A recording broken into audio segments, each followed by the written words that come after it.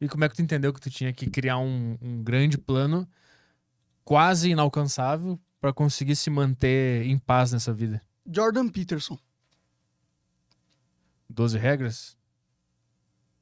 Mas não foi nem o livro, cara. Foi as palestras dele no YouTube. Aham. Os Tô ligado. podcasts que ele participou, tá Uhum. ligado? Ele me deu... Primeiro ele me deu uma base de o porquê acreditar em Deus. No sentido de... Ele não me deu uma certeza que Deus existe, mas ele me deu um argumento muito bom da existência de Deus, tá ligado? Qual era? Eu lembro que eu via pra caralho também Jordan Peterson. Ele faz vários... Tem vários argumentos que são fortes. Primeiro, o que eu acho mais forte de todos é a construção da moralidade nos seres vivos. A moralidade, a gente pensa que é uma coisa subjetiva, ou seja, o certo e o errado não existe, é a gente que cria através da nossa sociedade. Uhum. Mas isso é uma percepção errônea. Por quê? Se você for olhar no mundo animal, existe o play, existe a mecânica de play dentro do cérebro dos animais. O que é o play? O que é o brincar, né? É quando você vai e você tem uma interação social com outro indivíduo, com outro animal, com o objetivo de ganho social. Esse é o brincar, entendeu? Uhum. Não sei se eu descrevi certo, mas para esse caso, sim. E se você tem um estudo sobre os ratos, que você pega 2 ratos, pega um rato grandão e um rato que é menor, sei lá, 60% menor. Os 2 ratos brincam, sei lá, 100 vezes. Brincam. Se o rato maior não deixar o rato menor ganhar 30% das vezes, o rato menor não brinca mais com o rato maior. Entendeu? Uhum. O que é isso? Isso é a natureza construindo uma mecânica de fair play. Uma mecânica de, o comportamento entre os indivíduos, eles têm que acontecer de certa forma, porque senão ele não dá certo. Uhum. E essa construção não é uma construção subjetiva, é uma construção de bilhões de anos através das interações dos seres e o desenvolvimento dos organismos. Uhum. Os organismos eles foram aprendendo com as interações sociais e aquilo foi sendo inserido dentro da carga genética deles. Portanto,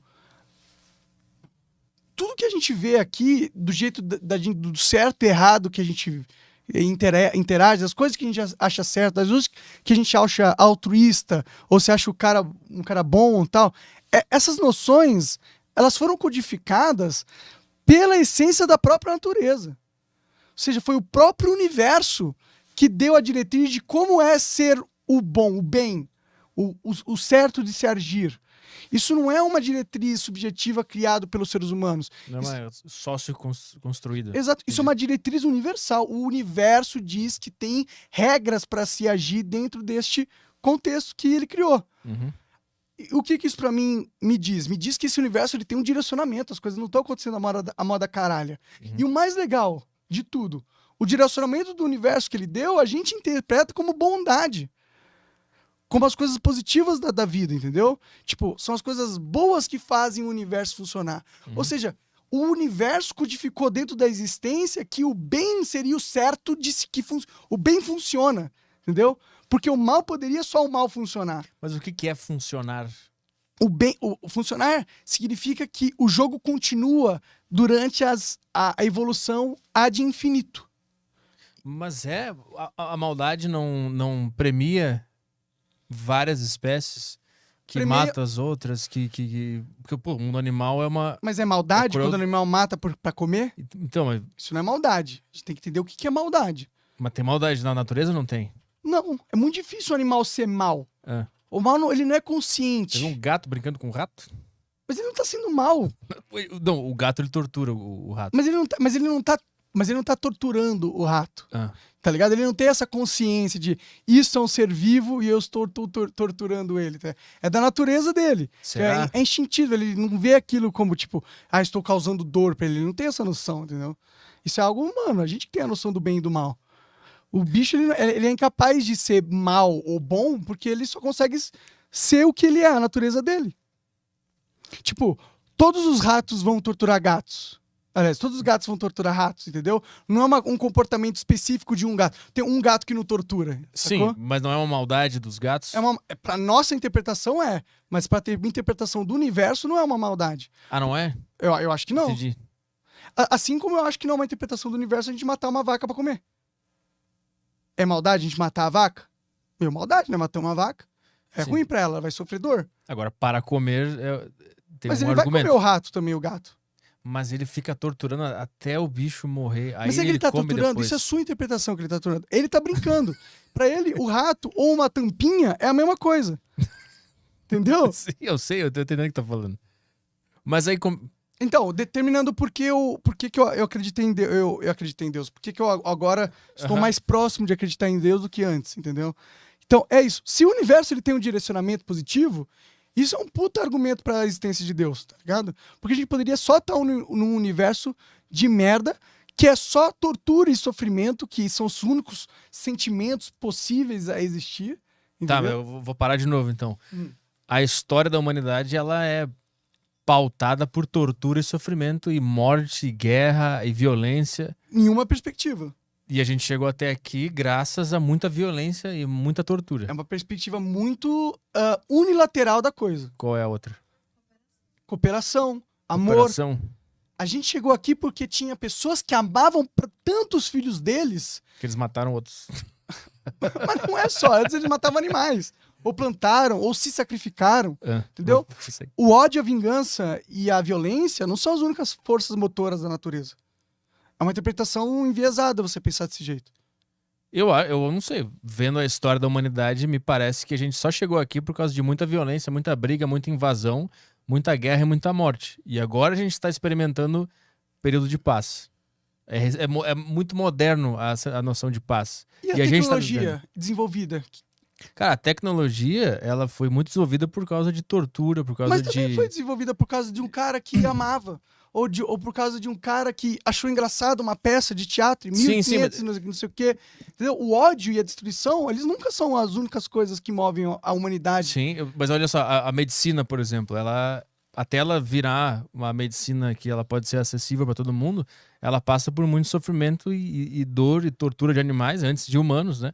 Muita medicina foi evoluída porque humanos foram usados como cobaias. Agora, se você tá me falando que o sofrimento é uma condição inerente da humanidade, ótimo. Não, eu tô falando que, de acordo com a tua perspectiva, que o universo premia o bom e a bondade, eu não sei, porque muita coisa evoluiu e aconteceu por causa de violência, sofrimento, guerra, tortura, entendeu? Isso ajudou a humanidade a evoluir também. Não, eu entendo, mas tipo, no macro geral, as regras que funcionam não são as regras de dominância, de autoritarismo, se você quer ir numa negociação... Hoje os países, por exemplo, ninguém mais usa bomba, guerra. Acabou, morreu. Mas tem aí uma bomba, né? Mas ela tá ali, tá presente. Tá ali, mas não é o melhor caminho, sacou?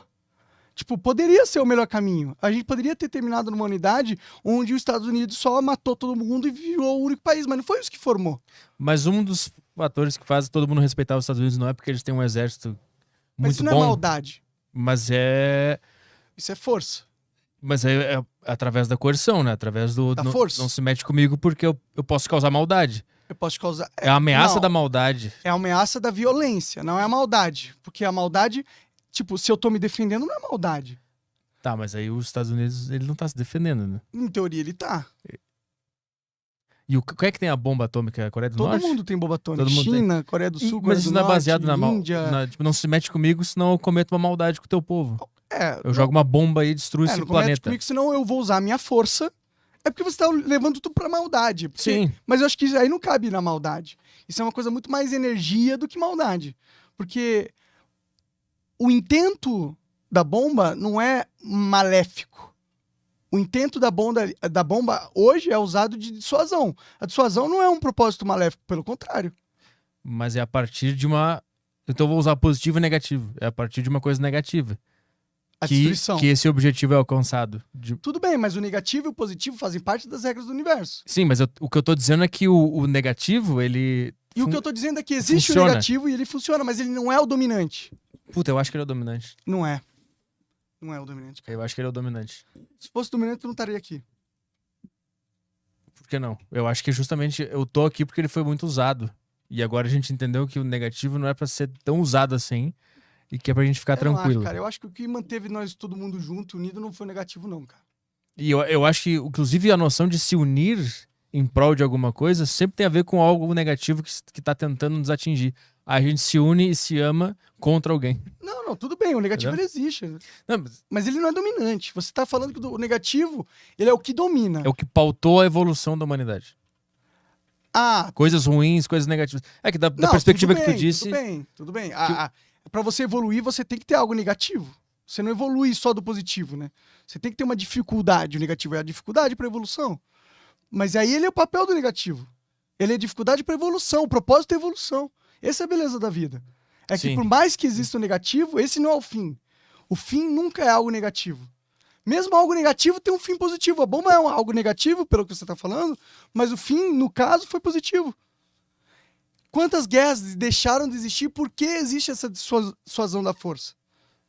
Então, na tua macrovisão ali das regras do universo, o bem é sempre um fim.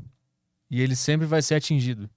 E a partir dele, a coisa anda. Aí pode ser que tenha mais um período de coisa ruim, mas o fim sempre vai ser A evolução. a evolução, o bom, Exato. a bondade, a coisa legal. Eu acredito que o bem sempre vence. O bem sempre vence. Porque é a regra do universo. Não quer dizer que você vai sempre vencer por ser bom. Uhum. Mas o bem sempre vence. Não quer dizer que maldade nunca acontece. Não quer dizer que não existem períodos de maldade extrema. Mas no final, eu acredito que o bem vai vencer. Porque é a regra do universo. É o que eu acredito. Porque eu sei que isso é uma suposição lógica, entendeu? Não é certeza. Uhum. Mas eu sinto muito que é a verdade, entendeu?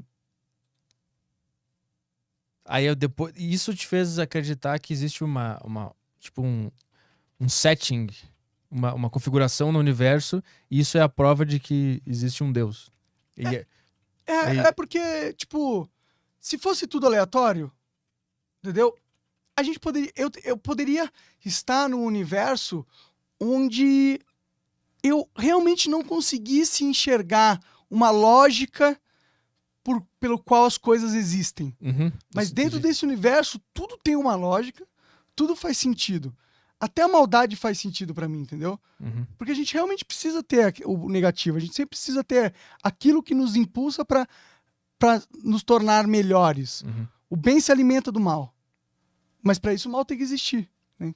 Aí essa foi a primeira etapa, a primeira coisa que tu aprendeu com o Jordan Peterson. É, uma das coisas. Ele também tem um negócio de... Ele fala assim, ó, na vida você tem que ter um plano. Uhum. Tem que ter um plano de 20, 30 anos. E você... Ele fala muitas coisas, cara. Eu recomendo muito que veja. E você não pode ficar se apegado a atingir o plano máximo. Você tem que criar o plano máximo e você criar micro etapas para atingir esse plano e focar nessas etapas e atingir e comemorar essas etapas. E daí você vai atingindo, mas nunca esquecendo para onde você tá indo de verdade, entendeu? Uhum. E quando que tu conheceu ele, o Jordan Peterson? Qual foi o ano, lembra? Foi em 2016, eu acho. E aí, quando ele falou sobre ter um grande plano e tal, a primeira coisa que veio na tua cabeça foi o flow? Ou teve outras coisas? O que veio na minha cabeça foi algo muito subjetivo, foi algo muito pra eu interpretar, no sentido que não veio uma resposta tipo, faça isso, faça o flow, tá ligado? Foram várias coisas que eu tive que trabalhar na minha cabeça pra tentar entender o que era aquilo que ia ser esse objetivo de que eu poderia me manter 30 anos, entendeu? Porque eu tenho um problema. Eu tenho um problema que eu enjoo fácil das coisas, tá ligado? E eu preciso estar sempre fazendo alguma coisa que me motiva muito. E encontrar essa coisa que eu poderia fazer para 30 anos, para mim foi muito difícil, entendeu? Então passei muito tempo pensando sobre isso. E no final das contas, eu cheguei em não fazer o flow, mas começar de novo, tentar um projeto, me comunicar. O flow foi o que eu encontrei de verdade, na verdade. Ah, foi a ferramenta para tu se encontrar de novo.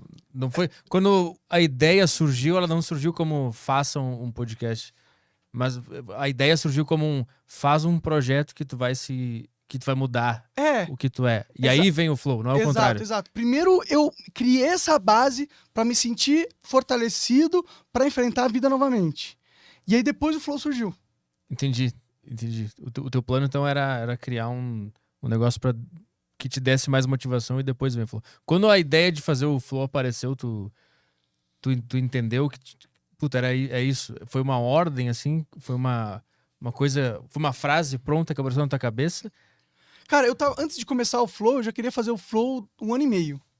Ah, tá. Então, mas como é que essa ideia surgiu Eu lá? vi o podcast, e aí eu tava ouvindo o Jordan Peterson, ele tava falando essas paradas pra mim, aí eu falei, pô, realmente precisava fazer uma coisa, aí meio que casou.